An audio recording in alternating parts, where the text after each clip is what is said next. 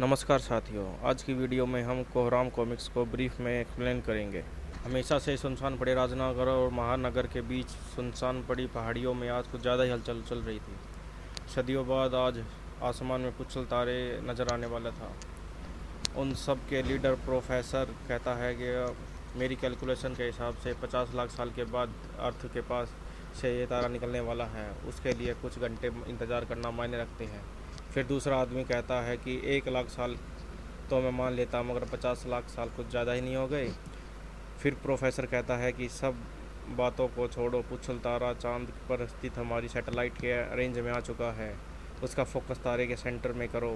संसार में हर शख्स ये नज़ारा देख रहा था, मगर कुछ इंसान ऐसे भी थे जिनके पास इसे देखने का टाइम नहीं था।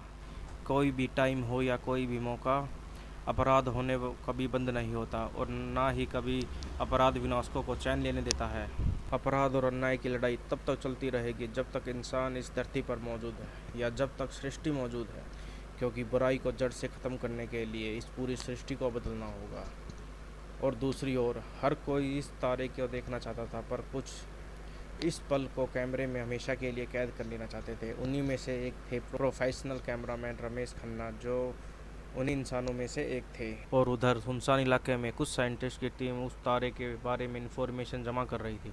तभी उस टीम के मेंबर चिल्लाता, प्रोफेसर देखो हमारी सैटेलाइट में क्या दिखा रही है। तभी पता चलता है कि उसमें किसी इंसान की शेप नजर आ रही है, लेकिन सैटेलाइट ने किसी जीवन का संकेत नहीं दे रहा। और इसका तापमान तो 0 डिग्री है और ये इतनी ऊर्जा के साथ चल रहा है। उधर रमेश इस तारे को देख कर कहता है कि ये तो मेरी तरफ ही गिरेगा, और रमेश भागता है। मगर रमेश से भागने से ज़्यादा तारे के गिरने की स्पीड थी, लेकिन तारा ज़मीन से टकराया नहीं और बड़ी आराम से ज़मीन पर जाके रुक गया। रमेश ने देखा कि तारे में से चमकदार रोशनी निकल रही है। इसको देखकर रमेश तारे की तरफ बढ़ा और तारे की रोशनी के घेरे में आ गया।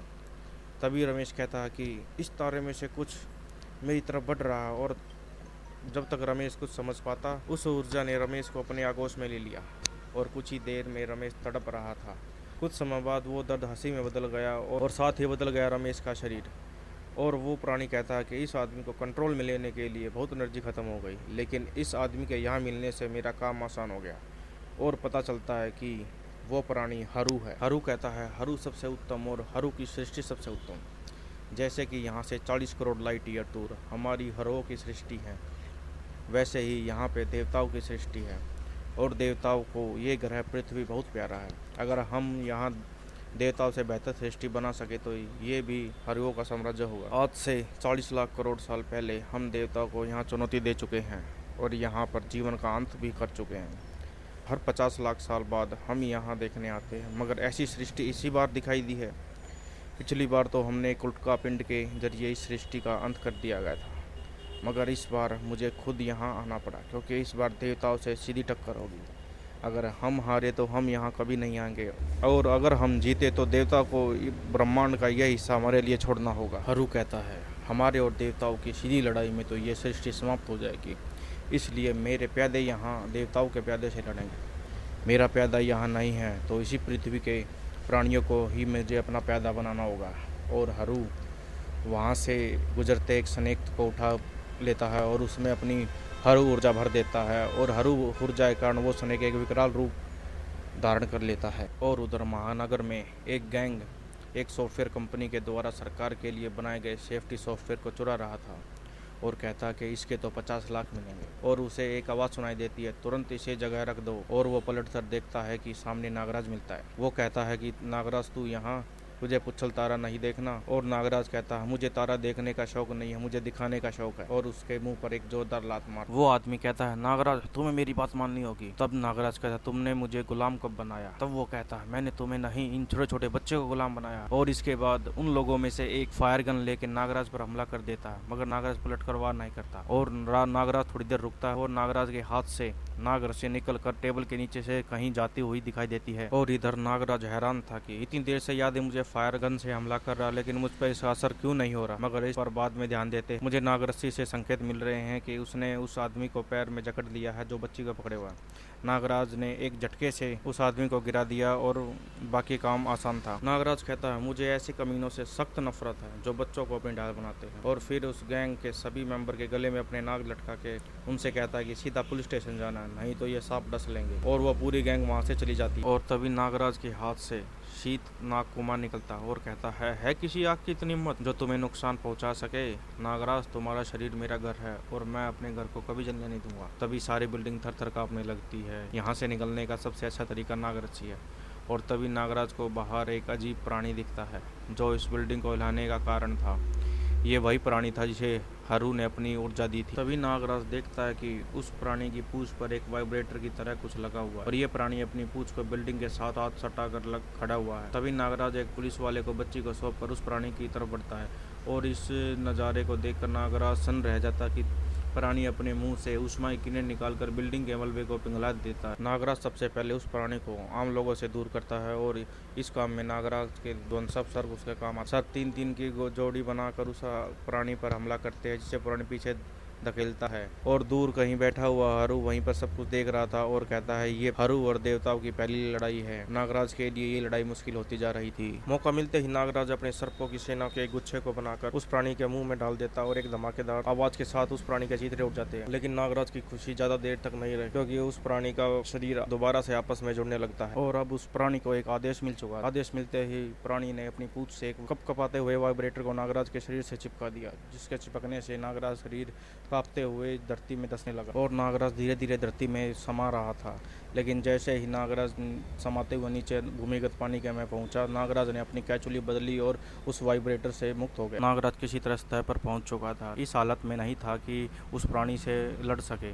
तभी नागराज अपने शरीर में से सोडांगी, नागू और शीतनाग कुमार को बाहर बुलाता है। ये सब दूर बैठे देख रहे हरू बोचक्का रह गया कि एक मानव के शरीर से कई मानव निकल रहे हैं। अगले ही पल वो प्राणी नागराज पर शीत लहर का प्रयोग करता है, लेकिन रास्ते में ही शीतनाग कुमार उस लहर को अपनी बर्फ से रोक देता है और अपनी बर्फ से उस प्राणी के मुंह बर्फ जमा देता है। लेकिन कुछ ही पल में वो प्राणी बर्फ को तोड़कर उस बर्फ को शीतनाग कुमार की तरफ फेंकता है जो कि अब की बार गर्म थी। उधर हरू कहता है ये हरुओं की दुनिया है, यहाँ बर्फ भी गर्म होती। इधर सोडांगी अपनी तांत्रिक शक्तियों का इस्तेमाल करके एक भ्रम पैदा करती और कहती है इससे उस प्राणी को कोई नुकसान नहीं होगा, ये सिर्फ इसके दिमाग पर हमला कर रहा है। और तभी उस प्राणी से हरू ऊर्जा निकलकर सोडांगी के तांत्रिक प्राणी को घेर कर उसको समाप्त कर देती है और फिर उन दोनों पर वो हमला कर देती है। दोनों पहले हमले से तो बच जाते लेकिन सोडांगी दूसरे हमले से नहीं बच पाती। तब नागू कहता है मुझे और नागराज को कौन बचाएगा। अब नागराज लड़ने की हालत में आ चुका था। नागराज अपने कटीले सर्पों के द्वारा उस प्राणी के हाथों को काट देता है और उस पर एक जबरदस्त विष फूंकार से उसे बेहोश कर देता है। तब उसके सर्प उसको बताते हैं कि ये प्राणी एक मामूली सर्प है लेकिन उसके अंदर कुछ अजीब सी ऊर्जा है जो जिसके कारण ये विकराल रूप धारण किए हुए हैं। शीतनाग कुमार के होश में आने पर शीतनाग कुमार कहता है इसका कोई फायदा नहीं है, जैसे ये ऊर्जा इसके अंदर जाएगी ये फिर से खड़ा होगा। नागराज तुम इसे अपने शरीर के अंदर संभालो जैसे तुमने मुझे समाया था। ये सुनते ही नागराज ने अपनी सर्प सेना को आदेश दिया और सर्प सेना उसको अपने अंदर आगोश में लेने लगे। बहुत ही तेजी से सर्प सेना ने उस प्राणी को अपने आगोश में ले लिया और अपने सूक्ष्म रूप में आकर जल्दी से नागराज के शरीर के अंदर समा गई, जिससे देखकर हरू बहुत ही क्रोधित हुआ और सोचता है ये कैसा प्राणी है जो अपने अंदर ही किसी भी प्राणी को ले सकता है। हरू अपना हाथ जमीन पर रखता है और रेत में अपनी हरू ऊर्जा भर देता है और उस हरू ऊर्जा की मदद से रेत से बनता है मरेत। हरू मरेत को राजनगर की तरफ भेजता है क्योंकि महानगर में नागराज जिसके शरीर में पहले ही हरू ऊर्जा है वो उसे नुकसान पहुंचा सकती है और मरेत राजनगर की तरफ चल पड़ता है। उधर राजनगर में सब ठीक था और ध्रुव अपनी बहन के साथ हंसी मजाक कर रहा था। ध्रुव कहता क्या कुछ चलता रहे हो जैसे धरती खत्म होगी। श्वेता कहती नहीं, इस धरती का खत्म होने का कारण होगा प्लास्टिक जिसकी वजह है इंसान। ध्रुव कहता है अगर किसी ने तुम्हारी बात नहीं मानी तो। श्वेता कहती है कि मेरे पास इसका भी इंतजाम है, मैंने एक सुपर हीरो को बुलाया है जो वो बोलेगा जनता उसकी बात जरूर मानेगी। तो ध्रुव कहता कि टेंशन मत लो, मैं टाइम पे पहुंच जाऊंगा। श्वेता कहती है खुश मत हो, मैंने तुम्हें नहीं इंस्पेक्टर स्टील को बुलाया है। और श्वेता रैली के लिए चली जाती है। श्वेता की अपील का असर सभी पर पड़ता है और सभी एक एक करके अपने प्लास्टिक का कचरा उस गड्ढे में डाल देते हैं। इधर श्वेता का साथी कहता है कि इंस्पेक्टर स्टील कहाँ है और कुछ ही पलों में इंस्पेक्टर स्टील वहाँ आ जाता है। तभी श्वेता कहती है पीछे हट जाओ, स्टील मैं गन चलाने वाला लेकिन चला नहीं पाता। स्टील को किसी की चिल्लाने की आवाज़ आती है। श्वेता कहती है मेरी तो किस्मत ही खराब है। स्टील अपनी टेलीस्कोप विजन को ऑन करके देखता है, अरे ये क्या चीज़ है, देखने में तो इंसान लग रही है मगर बिल्डिंग को छूते ही उसे रेत में बदल रही है। स्टील कहता है बच्चों भागो यहाँ से। श्वेता तुम्हारा प्रोग्राम कैंसिल, मगर मेरी वजह से नहीं उसकी वजह से। श्वेता आने वाली मुसीबत को मामूली समझ रही थी। स्टील जल्दी ही मरेत पर हमला करता है। ये हमला झेल कर मरेत कहता है मरेत पर हमला, अब तू नहीं बचेगा। मरेत के एक वार से स्टील दूर जाकर गिर पड़ता है। स्टील सोचता है रेत से बने शरीर में इतनी शक्ति, मेरे स्कैनर भी इसके शरीर में जीवन का स्कैन नहीं कर पा रहे। इसका मतलब है कि मैं इस पर घातक हमला कर सकता हूँ। स्टील ने मेगा गन उठाई और मरेत पर हमला कर दिया, लेकिन उसका मरेत पर कोई असर नहीं हुआ और स्टील को संभलने का मौका नहीं मिला और मरेत के हाथ स्टील को जकड़ लेते हैं, जिसे स्टील भी छुड़ा नहीं पाता और स्टील के भारी भरकम शरीर को उठाकर पटक देता है। स्टील अपनी गन से मरेत के हाथ को कंधे से उखाड़ देता और आजाद हो जाता है। उधर हरू देखकर सोचता है, इस बार देवताओं ने अलग ही सृष्टि रची है।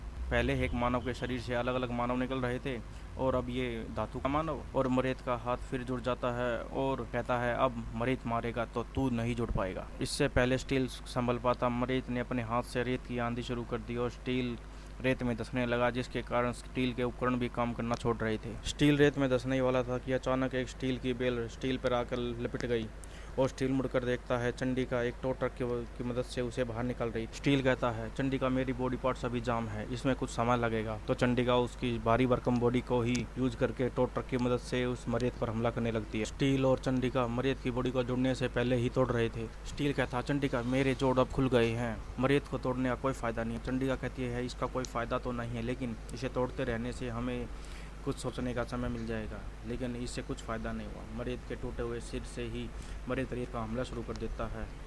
तभी ध्रुव को इस बात का पता चलता है। मरेत के बारे में पता चलने के बाद ध्रुव एक प्लान बनाता है और उधर चंडिका और स्टील की रेत में ही कब्र बनती जा रही थी। लेकिन अचानक आसमान से बहुत तेज मूसलाधार बारिश शुरू हो गई। इंस्पेक्टर स्टील कहता है, चंडिका ऐसे साफ आसमान में ये बारिश कहाँ से हो रही है? चंडिका कहती है, ऐसा कारनामा एक ही इंसान कर सकता है। और दोनों ऊपर देखते हैं तो ध्रुव अपने स्टार हेलीकॉप्टर के साथ फिल्म सिटी के बारिश करने के यंत्र को लेकर वहां पहुंच चुका था। तभी मरेत की पूंछ लंबी होती गई और स्टार हेलीकॉप्टर जाके टक्कर मारी। इस टक्कर के कारण ध्रुव का संतुलन बिगड़ गया और नीचे गिरने लगा। मरेत की पूंछ दोबारा ध्रुव पर हमला करने लगी, लेकिन ध्रुव उसकी पूंछ का सहारा लेकर जमीन पर उतर आया। ध्रुव चंडिका से पूछता है, क्या तुम्हारा प्लास्टिक को जलाने का प्लान यहीं पर है? चंडिका कहती है, हाँ, यहीं से 50 गज दूरी पर। तो ध्रुव कहता है, बात बन गई, इसको उसी गड्ढे में गिराना होगा। और वहीं दूसरी तरफ महानगर में नागराज और भारती आपस में बात कर रहे हैं। भारती कहती है, तुमने उस प्राणी को अपने अंदर समा लिया। तभी भारती के दादाजी नागराज को देखकर कहते हैं, नागराज ये क्या हो रहा? नागराज कहता है, क्या? दादाजी कहते हैं, तुम्हारे सारे शरीर की तरफ एक अजीब सी ऊर्जा दिखाई दे रही है। नागराज तभी कहता है कि ये जरूर उसी प्राणी की ऊर्जा है। नागराज कहता है, मेरे दिमाग में एक अजीब सी तस्वीर बन रही है, लगता है राजनगर में कुछ गड़बड़ है। और नागराज अपने आप गायब हो जाता है और राजनगर में तीनों ने मिलकर मरेत को उसी गड्ढे में गिरा दिया और बिना समय गवाए स्टील ने मेगागन से प्लास्टिक के ढेर में आग लगा दी। प्लास्टिक पिघल कर मरेत से चिपकने लगा। मरेत से शरीर से प्लास्टिक पूरी तरह चिपक चुका था, जिसका फायदा उठाकर स्टील ने उस पर जोरदार वार किया और उसका शरीर चकनाचूर हो गया। प्लास्टिक चिपकने के कारण उसका शरीर दोबारा नहीं जुड़ा। और तभी ध्रुव कहता है, नागराज तुम यहाँ कैसे आए? नागराज कहता है, मुझे नहीं पता। मरेत के शरीर से हरू ऊर्जा निकलकर नागराज के शरीर में समाने लगी। ये देखकर हरू बहुत ही परेशान हुआ और पहले ये पता करता है कि यहाँ पर कितने सुपर हीरो हैं।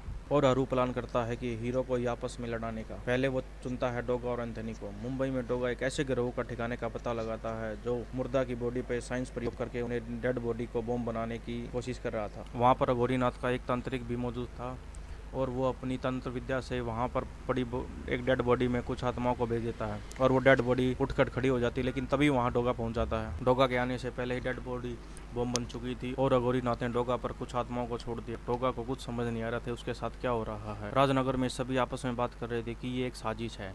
नागराज को फिर वैसे ही महसूस हुआ। नागराज बताता कि वो शक्ति राजनगर और महानगर के बीच में कहीं पर है।